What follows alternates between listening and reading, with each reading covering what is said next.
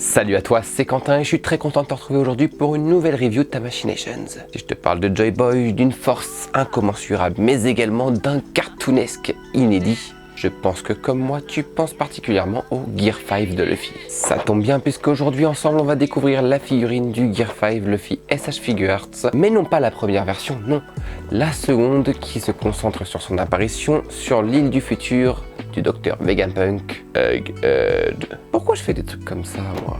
Allez, découvrons ce qui se cache dans la boîte. À l'intérieur de la boîte, on découvrira donc la figurine de Luffy, qui dans cette version n'a pas de veste, 3 visages supplémentaires, une partie avant de cheveux interchangeable, une tête supplémentaire pour la figurine de Luffy sur sa tenue de Egghead, 6 mains supplémentaires, 2 bras élastiques supplémentaires recouverts de fluide sur le bout au niveau de ses poings et de ses avant-bras, et la même chose au niveau de ses jambes. Mais également pour correspondre au côté extrêmement cartoonesque de la figurine, nous aurons cette petite partie de quand il fait ce mouvement pour aller extrêmement rapidement, un peu à la Tex Avery. On retrouvera également à l'arrière de la boîte un socle pour tenir la figurine dans les airs si besoin. Concernant les visages, nous retrouverons donc un avec la langue en l'air, un peu style Il se régale, et sur laquelle il est également installé une paire de lunettes avec un effet scintillant. Cette paire de lunettes est accrochée à la pièce de cheveux et vous pourrez donc l'adapter sur tous les visages fournis. Le visage iconique de Lucky en Gear 5 lorsqu'il rigole, un visage sérieux mais avec un grand sourire, et un visage bien vénère avec les sourcils bien froncés, prêt à taper du Borsalino.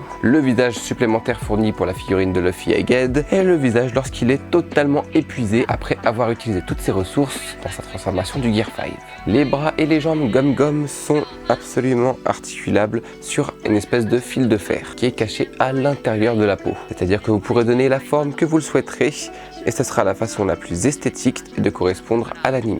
La figurine en elle-même est vraiment top, c'est un look un petit peu différent du premier que l'on avait l'habitude de voir lors de la première sortie de la figurine, puisqu'elle représentait sa première apparition face à Kaido avec sa veste. Ici, on a donc un Luffy torse-poil qui est prêt à dégommer du méchant, protéger Vegapunk et ses amis. Tout comme la première version, les bras et les jambes sont également sur des articulations quasi invisibles. À l'arrière du pantalon, on retrouve une petite coupure au niveau du molletonnage de son pantacourt pour pouvoir permettre une articulation plus ample au niveau de la pliure de la jambe. Et toi, qu'est-ce que tu penses de la transformation du Gear 5? Personnellement, j'adore, ça apporte vraiment un côté extrêmement inédit et complètement différent d'une simple échelle de puissance supplémentaire comme on l'avait sur les précédentes transformations de Luffy. Ici, je trouve que cette transformation embrasse parfaitement la personnalité de Luffy. Cette figurine de Luffy est donc parfaite pour ceux qui ne possédaient pas la première version, et même pour ceux qui possédaient la première, elle est, je trouve, radicalement différente, même si bien entendu, ça reste le Gear 5, c'est très ressemblant. Alors, tu penses craquer ou pas?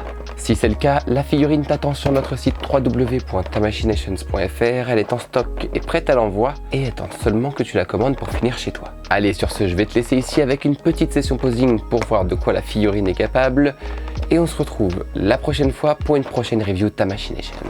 Ciao!